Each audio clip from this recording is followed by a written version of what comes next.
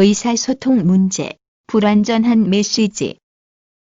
의사소통 안 되는 이유, 불완전한 메시지. 의사를 전달함에 있어 처음부터 기승전결을 따져 완벽하게 전달하는 경우는 많지 않다.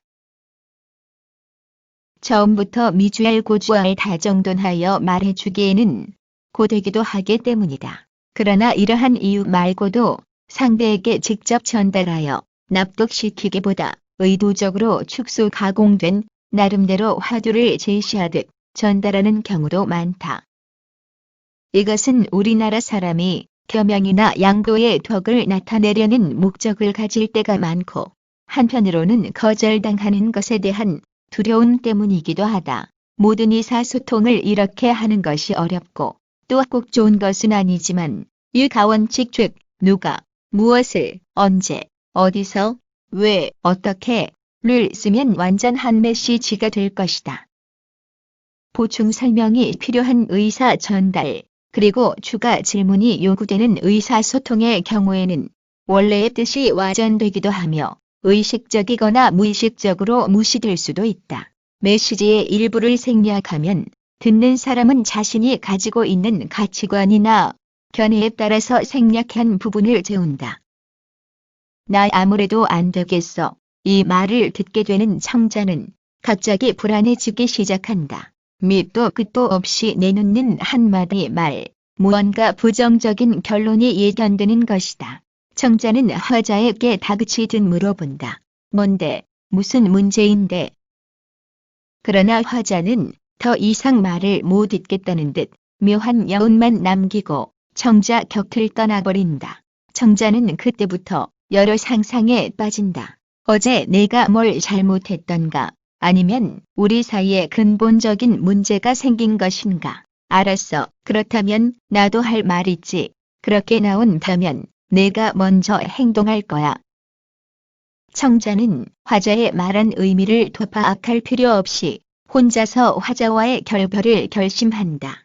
그러나 끝내 맺지 못한 화자의 말이 원래 다음과 같은 것이었다면 나 아무래도 안 되겠어. 당신에게 내가 너무 불친절한 것 같단 말이야. 나 스스로 좀 침잠하면서 반성해야 할 것 같아. 화자는 자기 반성조의 말을 하려 했지만 결국 화두와 같이 던진 말의 결과로 청자의 반감을 일으키게 된 것이다. 불완전한 메시지가 화를 부른 예이다. 관찰 사실, 생각, 느낌, 요구를 모두 포함해야 의사소통이 잘 될 수 있다. 이러한 요소 중 한 가지 이상이 빠진 불완전한 의사소통 방법에 대한 문제점을 알아본다. 간접적 의사소통. 하늘이 참 파랗구나. 아내가 오랜만에 쾌청한 날씨에 대한 느낌을 흘리듯 말한다.